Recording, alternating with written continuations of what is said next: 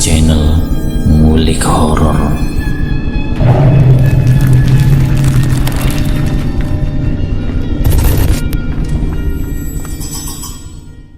Assalamualaikum warahmatullahi wabarakatuh. Kembali lagi di channel Ngulik Horor. Channel ini menceritakan tentang kisah-kisah misteri. Pada kesempatan kali ini saya akan membawakan kisah misteri yang ditulis oleh @ras140217. Kalian juga dapat mengunjungi tweet beliau langsung ya. Nanti link saya akan sediakan di kolom deskripsinya. Oh ya, di dalam cerita ini nama dan tempatnya disamarkan semua ya, untuk menjaga privasi pihak yang terlibat di dalamnya. Yuk daripada kita lama-lama langsung saja kita simak ceritanya. Bismillahirrahmanirrahim. Kali ini saya akan membawakan kisah misteri yang berjudul Tumbal Tahunan Pemilik Pabrik. Darah bercucuran memenuhi wajah dan tubuhnya ketika orang itu datang dengan tertatih-tatih ke rumah kami. Saya masih ingat benar apa yang dia ucapkan malam itu, ujar Pak Safi'i. Pabrik itu sekarang sudah terbengkalai. Beberapa bagian atap-atapnya sudah mulai ambruk. Bahkan dinding-dindingnya pun sudah berlubang dan ditumbuhi banyak rerumputan yang sudah sangat tinggi. Sudah sejak tahun berapa pabrik ini ditutup, Pak? Tanya Om Ras pada salah satu warga sekitar yang menemani Om masuk ke dalam pabrik. Sudah sangat lama sekali, Pak. Untuk tahunnya pastinya saya juga kurang ingat, karena memang sudah sangat lama sekali. Cuma seingat saya, satu persatu orang-orang yang bekerja di pabrik itu pergi. Yang terakhir 10 atau 15 tahun lalu, bapak penjaganya berhenti. Katanya sudah benar-benar putus kontak dengan pengurus pabrik ini, dan gajinya selama 9 bulan terakhir pun tidak dibayarkan sama sekali. Jawab bapak berbaju biru bergambar partai tersebut. Kami berdua pun berjalan-jalan berkeliling pabrik tersebut, sampai kemudian kami tiba di sebuah ruangan yang berada di bawah tangga. Ruangan itu terkunci dan banyak segel di sekitarnya. Ini ruangan apa, Pak? Tanya Om Ras. Dari yang saya tahu, ruangan ini dulunya digunakan untuk pemberian tumbal pabrik ini agar tidak mengalami gangguan, jawab bapak-bapak itu. Pantas saja, hawanya sedikit berbeda di sini ya, Pak. Rasanya seperti lebih pengap dan lembab, ujar Om Ras. Glubrak! Suara benda jatuh dari dalam ruangan terkunci itu terdengar sangat jelas sekali. Saat Om Ras ingin memaksa membuka ruangan tersebut, bapak-bapak yang menemani Om Ras mencegahnya. Beliau beralasan mungkin suara itu adalah suara binatang-binatang liar yang berhasil masuk ke dalam melalui celah sempit di bawah pintu yang sudah mulai dimakan rayap. Ayo Pak, kita ke ruangan lainnya, ajak si bapak berbaju partai tersebut. Pabrik itu dulu mempunyai karyawan yang lumayan banyak, dan tepat di seberang jalan masuk pabrik terdapat sebuah warung kopi milik Bu Ina. Warung kopi yang merupakan milik istri dari Pak Safi'i, ketua RT waktu itu. Dari arah warung akan jelas sekali melihat ke halaman pabrik, melihat para karyawan yang berlalu lalang mengerjakan tugas mereka masing-masing. Dan tidak jarang juga para karyawan biasanya akan keluar untuk ngopi dan makan gorengan di waktu istirahat mereka. Seperti hari itu, beberapa karyawan keluar dan menikmati sepiring gorengan dengan teh dingin. Sumpah, kalau bukan karena terpaksa, rasanya aku mau berhenti saja dari pekerjaan ini. Setiap hari harus menghadapi mulut gilanya Pak Aldi, yang lama-lama bikin pusing, marah, emosi jiwa, ujar salah satu karyawan. Pak Safi'i pun cuma tersenyum mendengar obrolan orang-orang tersebut. Memang dari cerita-cerita karyawan pabrik tersebut, bos mereka sangat tidak ramah dan terkesan pemarah. Salah sedikit saja karyawan-karyawan itu akan dimarahi habis-habisan, bahkan diancam tidak akan diberi gaji. Meski berjualan di seberang jalan masuk pabrik itu, namun Pak Safi'i tidak pernah melihat langsung bos tersebut. Dia selalu turun naik mobil dengan kaca yang tertutup rapat.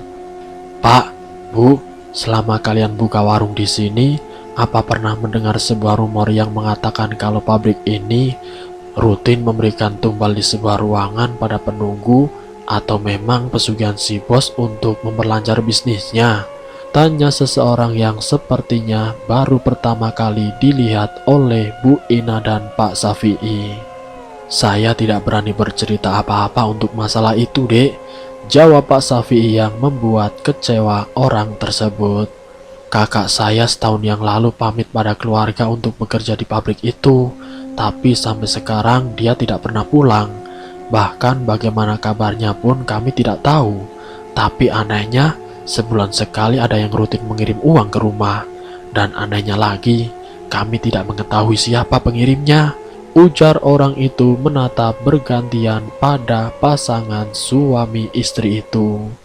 "Kalau maksud adik mencari tahu keberadaan kakak adik itu, cari tahulah, karena kami tidak terlalu mengenali karyawan-karyawan pabrik tersebut, Dek," ujar Pak Safi'i.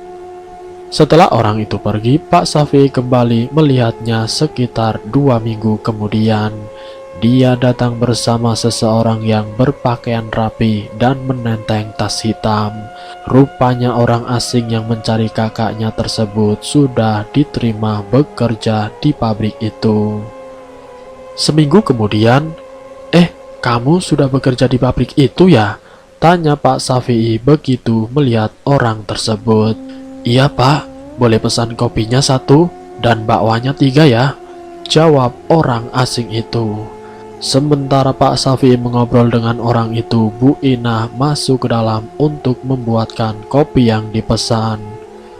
"Bos pabrik itu kasar, Pak. Bapak pernah melihat orangnya langsung?" tanya orang tersebut.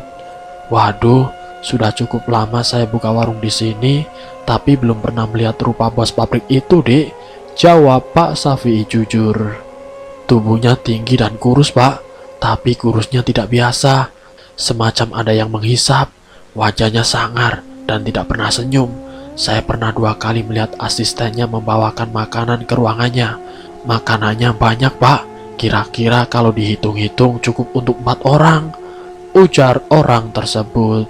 Pak Safi'i tersenyum kecut mendengar cerita orang itu. "Dan yang anehnya ya Pak, setiap sore saya seperti mendengar ada yang mengobrol dan sesekali menangis di ruangan bawah tangga yang selalu terkunci itu," kata orang tersebut.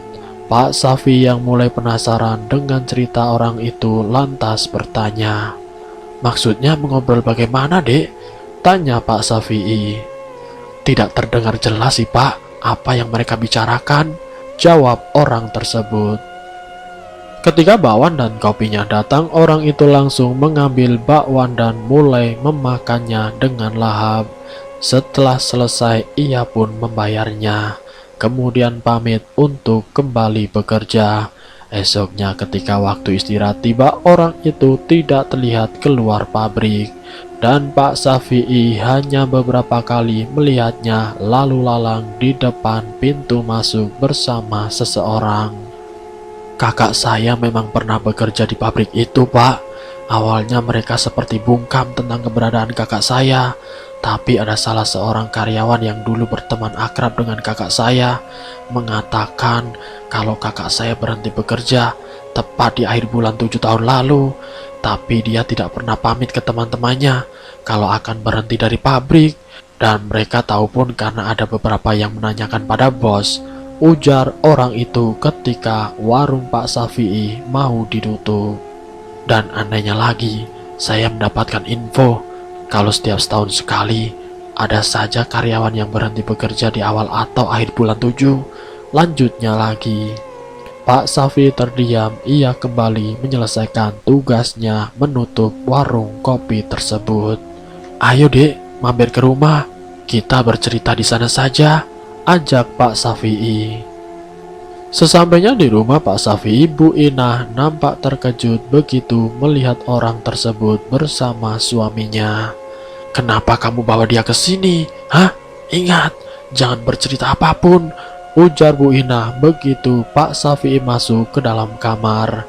Namun mereka tidak menyadari kalau orang asing itu tengah menguping pembicaraan keduanya. Saat Pak Safi'i keluar dengan senyum yang seperti dipaksa, orang itu langsung mempertanyakan tentang maksud dari perkataan bisik-bisik kedua suami istri itu tadi. Saya yakin Bapak tahu sesuatu, tapi kenapa kalian malah seperti ingin menutupinya dari saya? Cecar orang tersebut. Pak Safi'i nampak kikuk dengan serangan pertanyaan itu.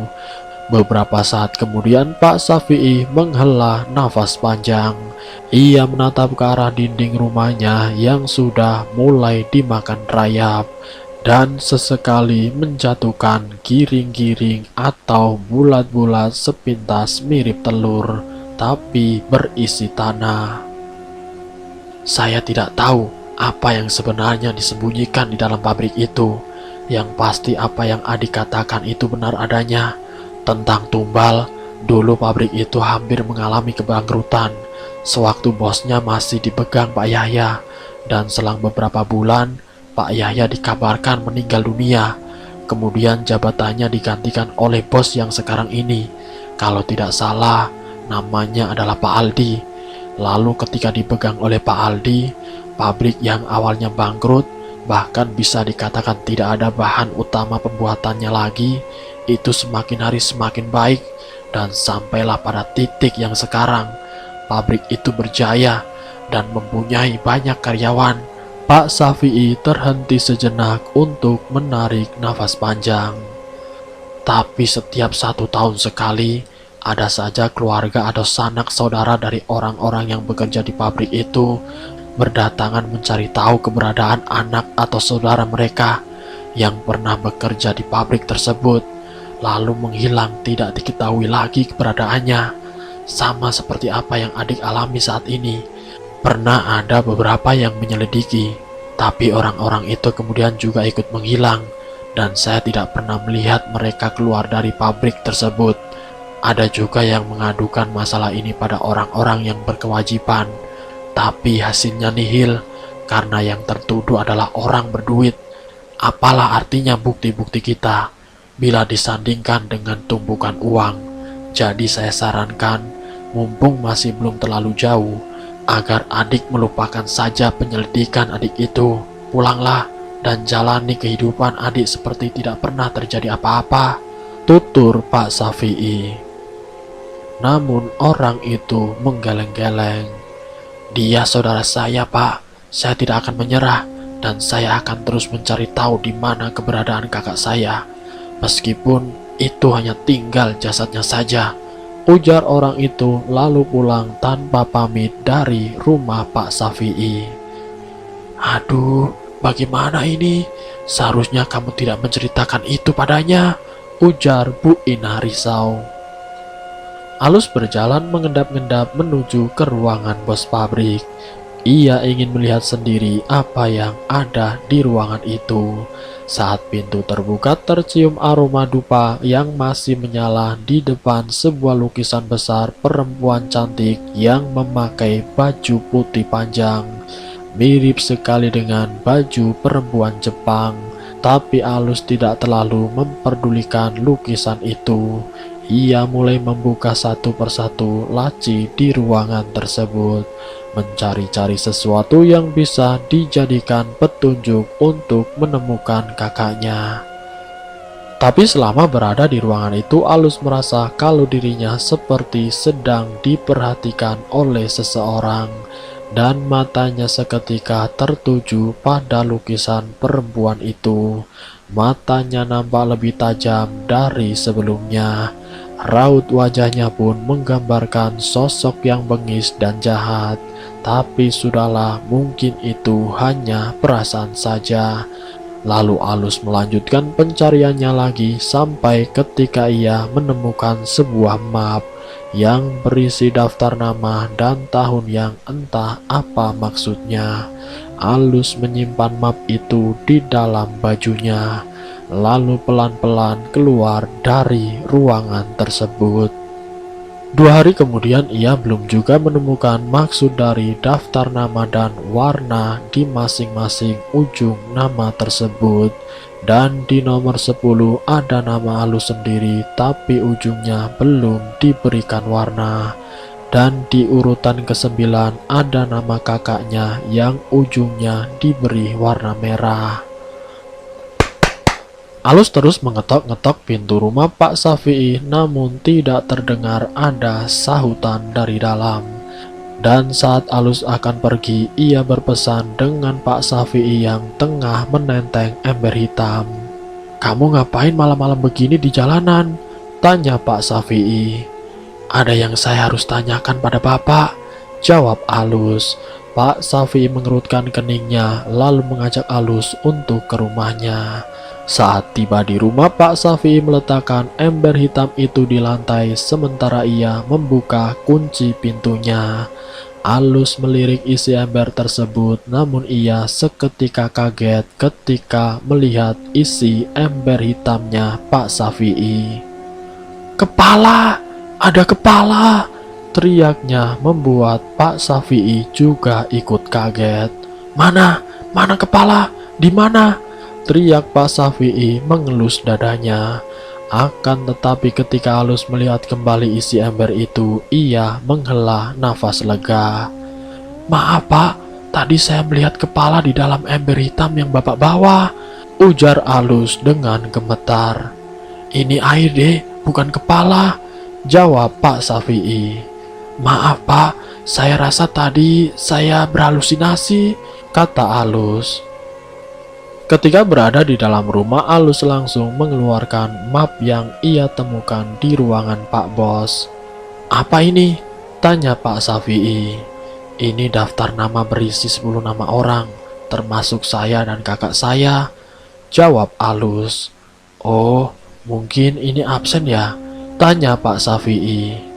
"Bukan Pak, kalau memang absen kenapa cuma berisi 10 nama? Dan coba Bapak perhatikan baik-baik, di ujung setiap nama ini diberi warna yang berbeda. Tapi anehnya, nama saya di sini tidak diberi warna apa-apa. Lalu yang jadi pertanyaan saya, apa maksud warna itu Pak?" kata Alus keheranan. Pak Safi'i mengerutkan keningnya, ia juga bingung dengan maksud pemberian warna di ujung setiap nama tersebut. Apa mungkin ini daftar pemberhentian karyawan?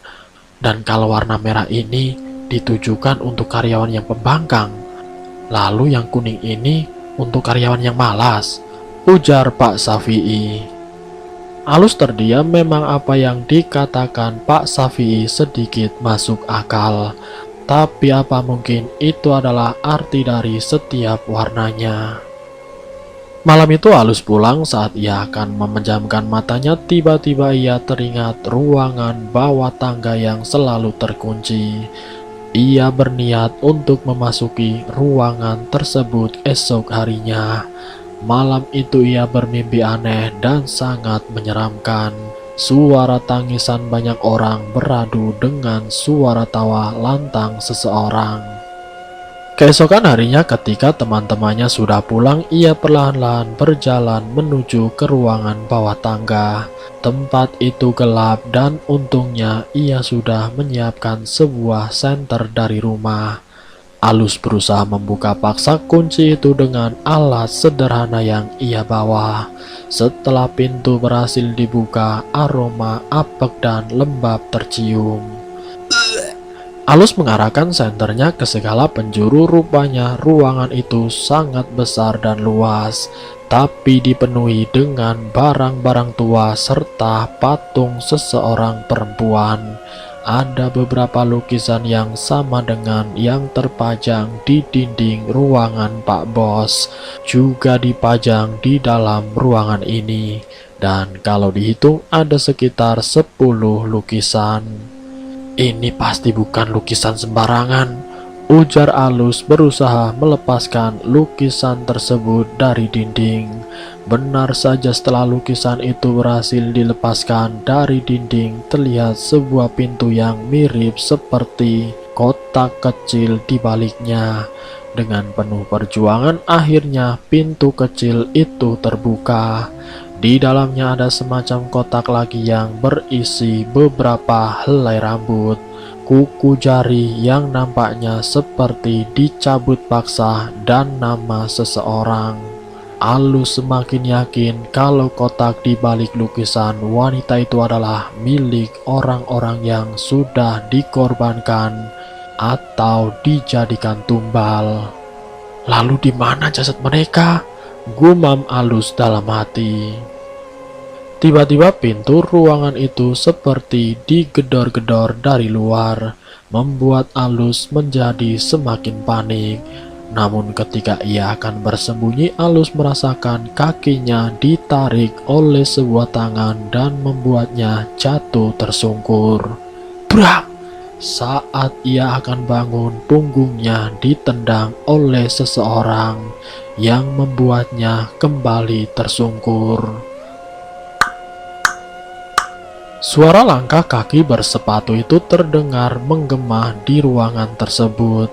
Sepasang kaki milik seseorang tepat berdiri di depan wajah Alus yang masih meringis kesakitan. Tiba-tiba semuanya menjadi samar-samar. Alus mendengar suara teriakan tangisan dari seluruh penjuru ruangan pengap itu. Apa ini? Kenapa bisa begini? Apakah aku bermimpi? Batin Alus. Suara langkah kaki itu terdengar berjalan mengelilingi tubuh Alus yang masih berusaha untuk bangkit. Tapi yang ia rasakan, kaki dan sekujur tubuhnya seakan-akan lemas, tidak bisa digerakkan. Di saat yang bersamaan, Alus mendengar suara seseorang perempuan, tapi tidak terdengar jelas apa yang dia katakan. Seharusnya kau ditumbalkan bukan di bulan ini, tapi berhubung kau sudah tidak sabar, jadi aku akan menumbalkanmu malam ini juga, ujar suara laki-laki yang terdengar tidak asing. Alus berusaha tetap sadar meski ia mulai merasakan tubuhnya terasa sangat sakit. Urat-urat tubuhnya seperti semakin membesar, hidungnya pun mulai mengeluarkan darah. Ketika sebuah tangan hitam dengan jari-jari panjang berbau busuk itu mengelus kasar bagian wajahnya. Di saat-saat genting itu, Alus seketika mengingat Tuhan dan berdoa terus-menerus memohon perlindungannya. Perlahan-lahan rasa sakit yang tadi ia rasakan mulai berkurang, dan dari arah si bos terdengar suara rintihan. Brak! Brak! Lagi-lagi sebuah pukulan melayang di bagian punggung Alus. Namun walau begitu, ia tetap berdoa. Darah mulai merembes dari kepalanya ketika sebuah pukulan mendarat tepat di kepala Alus.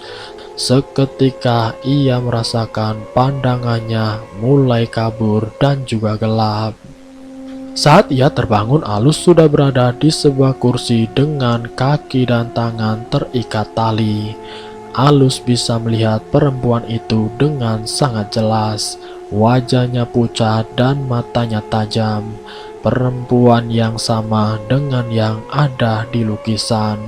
Nafas Alus terasa sesak, darah yang mulai mengering terasa sakit di bagian pipinya. Berhenti! Teriak bos pabrik tersebut seraya memukul Alus kembali. Brak! Bos itu terjatuh terkena hantaman kepala Alus.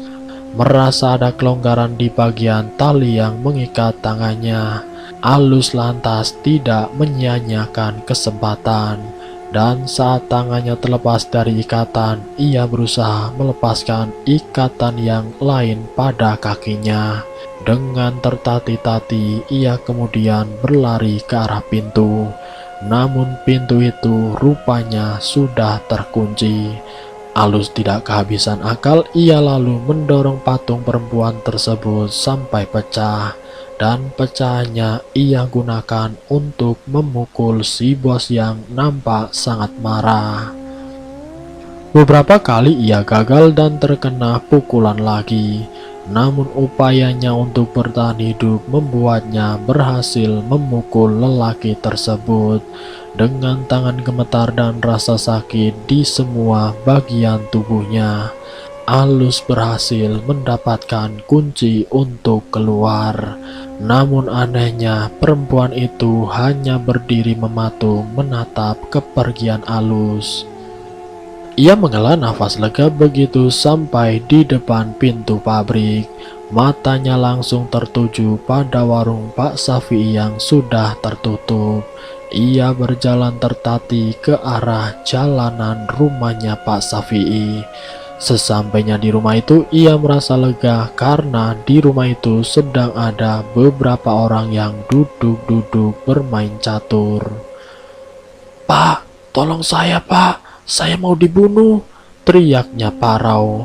Bapak-bapak yang berkumpul di rumah Pak Safi'i berlari ke arah Alus. Mereka memapa orang itu dan membawanya masuk ke dalam rumah.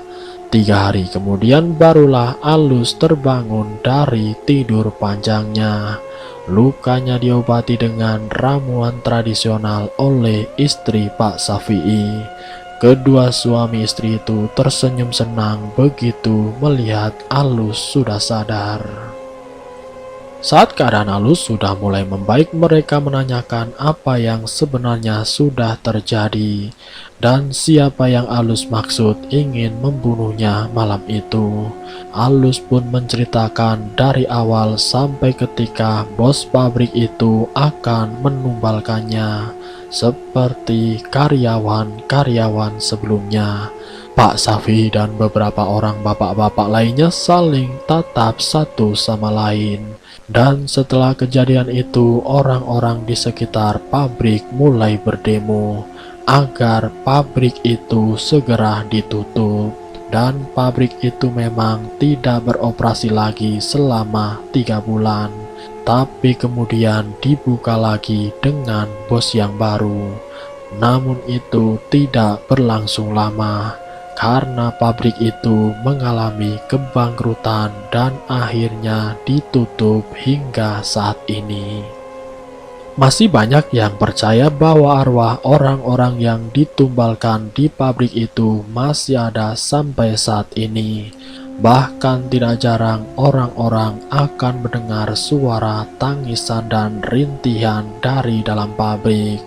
Dan untuk bos yang kita beri nama samarannya Pak Aldi itu sampai sekarang tidak diketahui keberadaannya.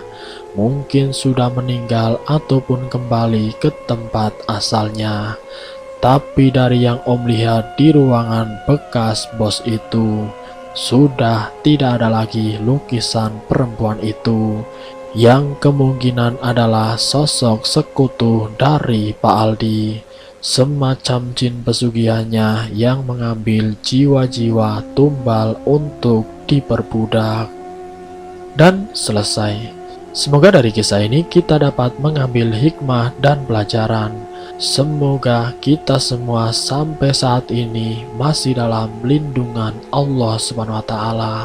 Ambil sisi positifnya dan buang jauh-jauh sisi negatifnya. Terima kasih sudah mampir di channel kami. Jika kalian tertarik dengan video kami, silahkan tekan tombol like, share, dan komen. Tekan subscribe untuk mengikuti video kami selanjutnya. Wassalamualaikum warahmatullahi wabarakatuh.